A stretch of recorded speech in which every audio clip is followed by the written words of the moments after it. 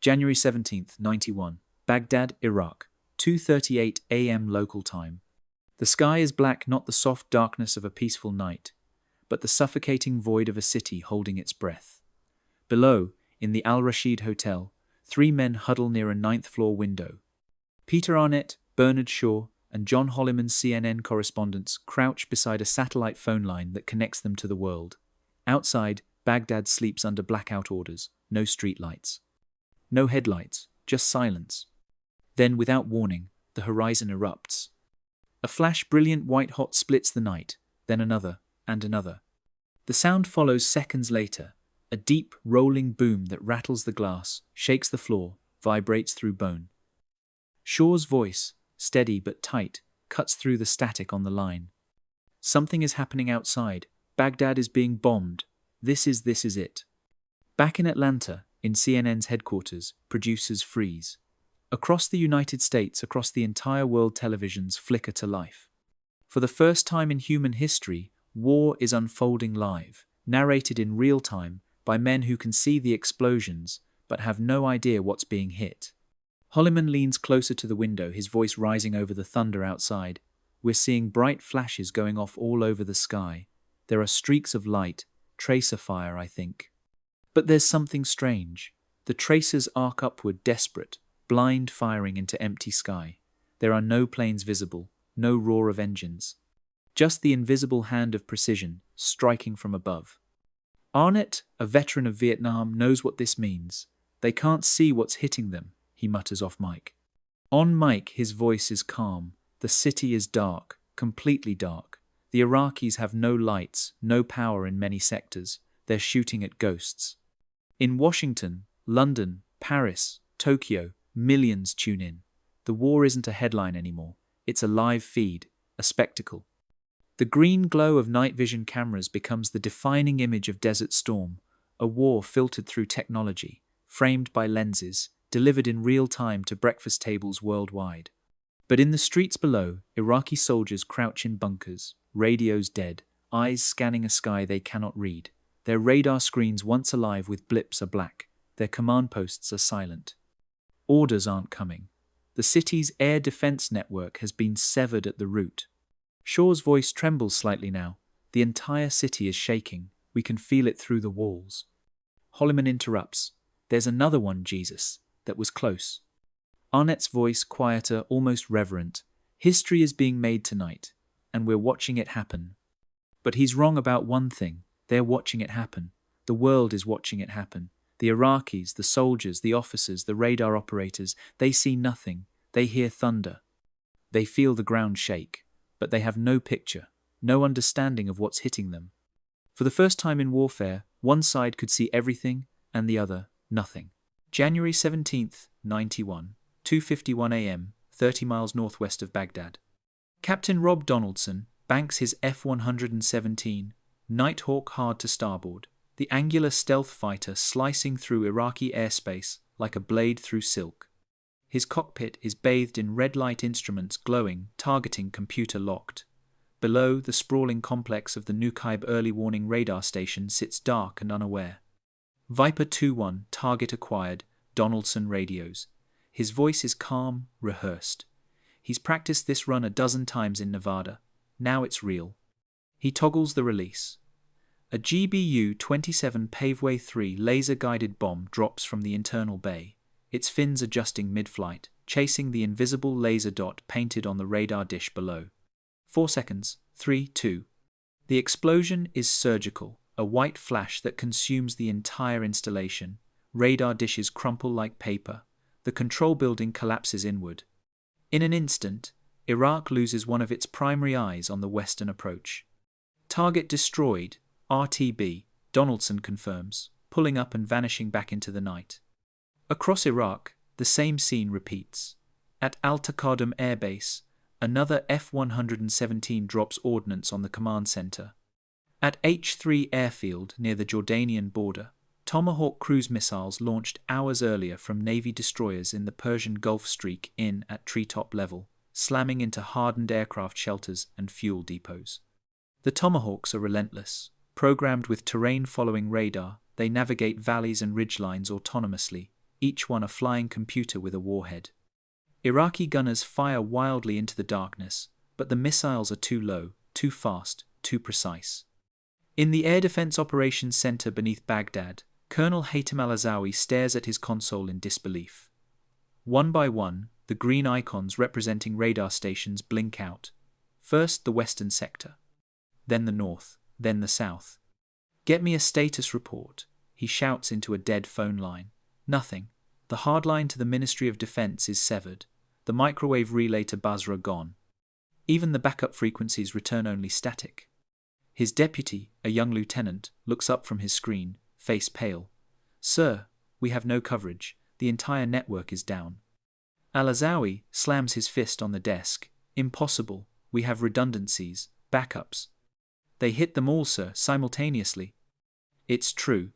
In the span of 30 minutes, the coalition has executed the most comprehensive suppression of enemy air defenses in history. Every major radar installation, every command node, every communication relay, all struck within the same narrow window, leaving Iraq's once formidable air defense system blind, deaf, and paralyzed. Above the city, Iraqi anti-aircraft gunners do the only thing they can fire blindly into the sky. Tracers arc upward in wild, desperate patterns, hoping to hit something, but there's nothing to hit. The phone 117 seconds are invisible. The Tomahawks fly too low. The coalition aircraft operate with impunity, guided by AWACS radar planes circling safely over Saudi Arabia, feeding real-time data to every pilot in the sky.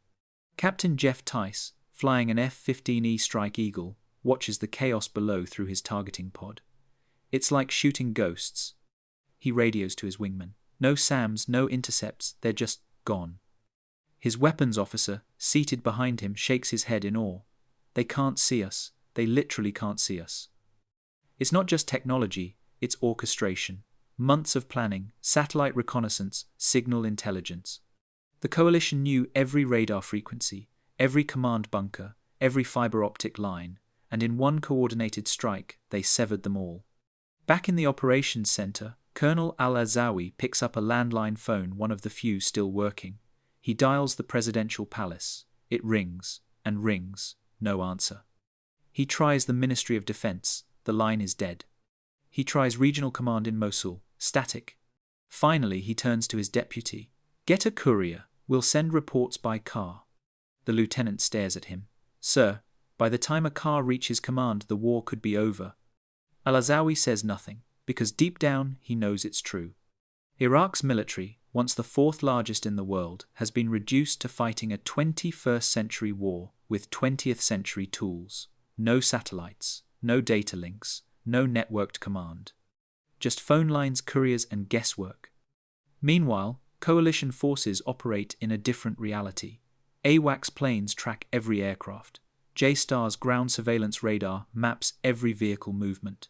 GPS satellites provide pinpoint navigation. Every pilot knows where every friendly unit is. Every commander sees the battlefield in real time.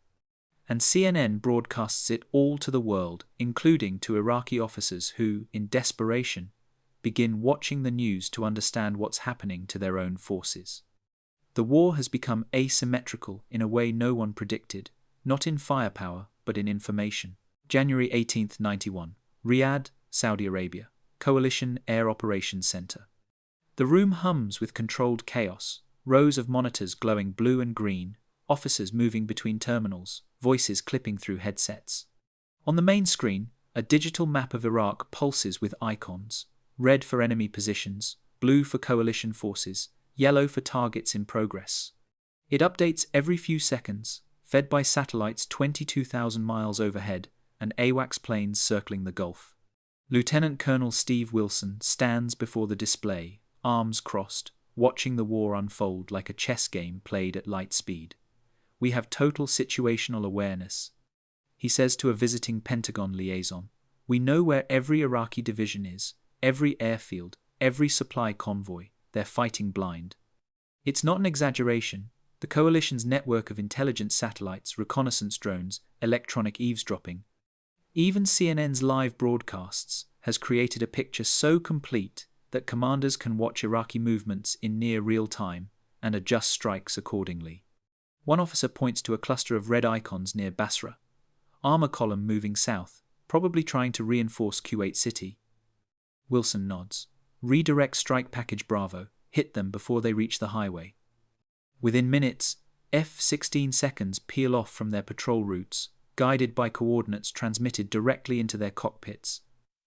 The Iraqi column never knows what's coming.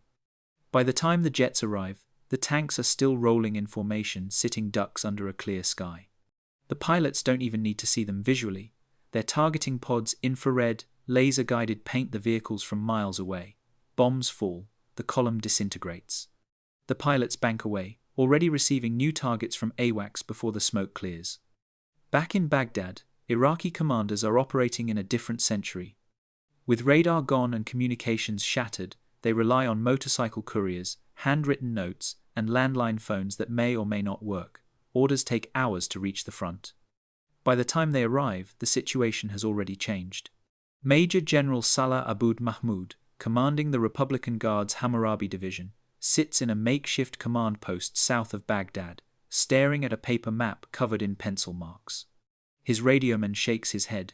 "Still no contact with Corps headquarters, sir." Mahmoud exhales slowly. "Then we move on. Last known orders. Prepare to advance toward..." An aide bursts in. "Sir, airstrike reported on the 12th Brigade. Heavy casualties. They're requesting..." "Requesting what? We have no air support, no artillery coordination. Tell them to dig in and wait." "Wait for what, sir?" Mahmoud doesn't answer, because he doesn't know. Across the border in Saudi Arabia, coalition intelligence officers intercept fragments of Iraqi radio traffic, panicked, disjointed, often contradictory. One unit reports being attacked from the west. Another claims the enemy is to the south. A third requests orders that never come. "They're guessing," one analyst says, highlighting the intercepts on his screen. "They have no idea where we are." It's psychological warfare by accident. The Iraqis aren't just losing battles, they're losing coherence. The fog of war, which has plagued armies for millennia, now hangs over Iraq alone. The coalition operates in clarity. And then there's CNN. In bunkers and command posts across Iraq, officers and soldiers crowd around television sets, watching Bernard Shaw and Peter Arnett describe the bombing of their own capital. It's surreal, a kind of informational vertigo. The enemy's media knows more about the war than Iraq's own military. One Iraqi colonel stationed near Nasiriyah later recalls, "We had no communication with Baghdad, no orders, no updates, so we watched CNN. That's how we learned the bridges were destroyed. That's how we knew the Air Force was gone." The Pentagon, meanwhile, begins to understand the power of the image.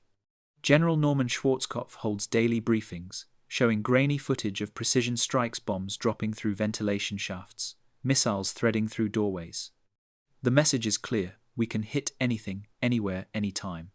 The footage isn't just for the American public, it's broadcast globally, including in Iraq. Saddam's regime tries to jam satellite signals, tries to control the narrative with state television, but it's futile. The truth seeps through. Soldiers hear rumors, civilians whisper. Morale crumbles. In one intercepted communication, an Iraqi officer radios his superior, "The men are afraid. They say the Americans can see in the dark, that their bombs never miss. What do I tell them?" The response is static. Because there is no answer. The Americans can see in the dark, their bombs don't miss, and Iraq has no counter. This is the new warfare, not just bombs and bullets, but bytes and broadcasts. The side that controls information controls the battlefield. The side that can see wins. The side that cannot dies in confusion. By the third day of the war, Iraq's command structure is in shambles. Orders are delayed or never arrive. Units operate independently, often retreating without authorization because they have no idea what's happening. The coalition, by contrast, operates as a single organism, every unit connected, every movement coordinated, every strike deliberate. Lieutenant Colonel Wilson watches the map update again. Another Iraqi position eliminated, another convoy destroyed. He shakes his head slowly, almost in disbelief. "This isn't a war," he mutters. "It's a demonstration." And in a bunker deep beneath Baghdad, Saddam Hussein sits in silence, surrounded by telephones that don't ring and maps that no longer reflect reality. The world is watching his defeat unfold live on television. And he can't see any of it coming. January 20th, 91, Presidential Palace, Baghdad. The bunker is deep reinforced concrete walls 3 meters thick, steel doors that hiss when they seal. Inside, the air is stale, recycled, heavy with cigarette smoke. Saddam Hussein sits at the head of a long table, his generals arranged on either side like pieces on a board he can no longer see. "Report," Saddam says, his voice calm, controlled. General Hamdani clears his throat. "Mr. President, the Air Force has sustained significant losses. Most airfields are non-operational." "Are they fighting?" Saddam interrupts. A pause. "Some have relocated assets to Iran, Mr. President, for safekeeping." Saddam's jaw tightens. Relocated. A polite word for fled. He lets the silence do the work. "And our air defenses?" "Degraded, sir. The radar network is partially offline." No one speaks, because partially is a lie, and everyone in the room knows it. The air defense network isn't partially offline, it's gone, erased in the first 30 minutes of the war. But no one wants to say it. Not here, not to him. Saddam leans back, fingers steepled. The Americans believe they have won. They broadcast their lies on television. But wars are not won with cameras. They are won with will. He gestures to an aide who wheels in a television. The screen flickers CNN, broadcasting smoke rising over Baghdad. Saddam watches in silence. Then he smiles, cold and thin. "This is their weapon, the image, but we will show them the truth." He turns to his information minister. "Prepare a broadcast. I will address the nation tonight. Tell them we are winning." The minister nods quickly, but his hand trembles. Because outside this bunker, the truth is inescapable. Bridges are rubble. The power grid is shattered. Republican Guard divisions sit in the desert, waiting for orders that never come. One aide approaches cautiously. "Mr. President, field commanders are requesting updated intelligence. They cannot coordinate without." "Then they will fight with what they have," Saddam snaps. "A soldier does not need a satellite to pull a trigger." But that's the problem. In 1991 he does. Modern war is about knowing where the enemy is, where your forces are, and how to connect the two. Iraq has none of that. In one intercepted transmission, an Iraqi battalion commander radios desperately, "We have no contact with division, no resupply. What are our orders?" The response, after a long delay: "Hold position, await further instruction." For how long? Silence. That night, Saddam appears on Iraqi state television. The broadcast is grainy, pre-recorded. He sits behind a desk, calm, defiant. "They strike from the shadows because they fear to face us. But we are not afraid. We will fight and we will prevail." The broadcast airs across Iraq. Soldiers watch in bunkers. Civilians watch in darkened homes. Some believe. Many don't, because the explosions are real. The destroyed bridges are real. The silence from command is real. And CNN picks up the broadcast, airing it globally with commentary. Analysts dissect Saddam's words, pointing out the propaganda. The world watches a dictator lie to his own people in real time. In the Coalition Operations Center, officers watch and shake their heads. "He has no idea," one mutters. "He's fighting a war that's already over." But Saddam does know, at least. Part of him does. In quiet moments, when the cameras are off, he sits alone, staring at maps that no longer reflect the battlefield. He knows the communications are gone. He knows his commanders are guessing. But admitting it means the end. So he clings to the illusion. He broadcasts strength. He issues orders that may never be received. Because in his mind, the war is about perception, about will, about refusing to break, even when the world is watching you fall. And the world is watching. CNN's cameras never stop. Iraq's only reliable intelligence source has become the enemy's media. Commanders watch CNN to understand their own war. For the first time in history, a dictator is losing a war he can't see, and the entire world is watching him lose it. February 27th, 91, Highway 80, Kuwait. The war is ending not with a whimper, but with a column of fire stretching for miles. Iraqi forces, retreating from Kuwait City in chaos, jam the highway in a desperate exodus. Tanks, trucks, stolen cars, buses, all fleeing north toward Basra. Then the coalition aircraft arrive. A 10 Warthogs, F-15Es, a Apache helicopters, they circle like predators over prey that cannot hide. The highway is a shooting gallery.